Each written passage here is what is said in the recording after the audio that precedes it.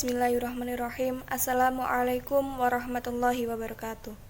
Alhamdulillahirrabbilalamin. Wassalatu wassalamu ala asrofil anbiya'i wal mursalin wa ala alihi wa sahbihi ajma'in. Amma ba'du. Puja dan puji syukur kehadirat Allah Subhanahu wa taala yang telah memberikan kita nikmat sehat jasmani dan rohani sehingga kita bisa melaksanakan perkuliahan kali ini dengan baik. Sholawat serta salam marilah kita haturkan kepada junjungan kita Nabi Agung Muhammad SAW yang kita nantikan syafaatnya besok di yaumul qiyamah nanti. Amin. 4 tahun yang lalu, tepatnya di tahun 2017, sepulang sekolah saat pengambilan surat kelulusan, ayahku sudah sangat sibuk memilihkan pondok pesantren mana yang cocok untuk aku menimba ilmu keagamaan. Aku sempat menolak dengan keras kalau aku tidak mau melanjutkan ke pesantren seperti kedua kakak-kakakku.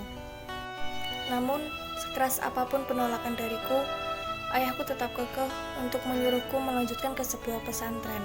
Kemudian, aku sangat marah pada saat itu. Aku berpikir kalau kedua orang tuaku sangat egois karena mereka menyuruhku untuk melanjutkan ke sebuah pesantren. Padahal yang aku mau, aku menginginkan melanjutkan ke sekolah SMA negeri seperti teman-temanku. Seiring berjalannya waktu, aku mulai pasrah dengan kedua orang tuaku. Terserah mereka mau memilihkan pondok pesantren mana yang akan aku tempati. Kemudian ayahku berkata, "Kamu boleh sekolah, akan tetapi kamu juga harus ke pesantren." Pada saat itu, aku cuma mengangguk saja tanpa berkata apa-apa. Setelah ayahku berkata seperti itu, seminggu kemudian ayahku mengantarkanku untuk mendaftarkan diri ke pondok pesantren di sebuah daerah yang dekat dengan sekolahanku. Setelah pendaftaran, aku meminta ayahku untuk memberi kesempatan masuk pesantren pada saat MOS berakhir. Karena aku beralasan kalau saat MOS di pondok pesantren pasti akan mencari barang-barang untuk MOS akan susah. Maka dari itu, ayahku setuju dengan alasanku tersebut. Setelah MOS sekolah berakhir, ayahku mengajakku untuk bersiap-siap ke pondok pesantren. Akan tetapi, pada saat kita sampai di pondok pesantren, aku mulai berkaca-kaca dan mulai menangis. Kemudian, ayahku meletakkan beberapa barangku di depan pintu kamarku.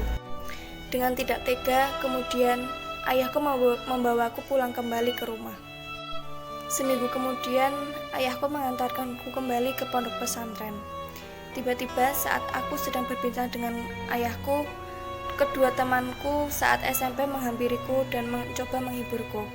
Sejak aku masuk pesantren, aku harus beradaptasi lagi dengan keadaan baru, seperti mandi mengantri, makan mengantri, dan semua aktivitas mesti dibatasi dengan jadwal yang telah ditetapkan oleh para pengurus. Minggu-minggu pertama pada saat sekolah, terdengar azan zuhur yang berkumandang. Nah, di sanalah aku merasa sangat ingin menangis karena teringat saat di rumah, teringat kedua orang tuaku, dan lain sebagainya. Tetapi seiring berjalannya waktu, aku mulai terbiasa dengan keadaan ini, berpisah dengan kedua orang tuaku, berpisah dengan saudara-saudaraku, dan lain sebagainya. Pada saat mengaji malam, ustadzku pernah berkata, kalau kedua orang tua memondokkan kita, itu sebenarnya mereka sangat sayang kepada kita, karena mereka membekali kita ilmu agama itu sejak dini. Dulu aku merasa tidak peduli dengan omongan ustadzku tersebut, tetapi setelah keluar dari pondok, aku baru merasakan betapa beruntungnya aku dulu di pesantren dan diperkenalkan banyak ilmu agama untuk bekal di akhirat nanti. Sekian dari saya. Apabila banyak perkataan yang kurang berkenan, saya mohon maaf sebesar-besarnya. Wabillahi taufiq wal hidayah. Wassalamualaikum warahmatullahi wabarakatuh.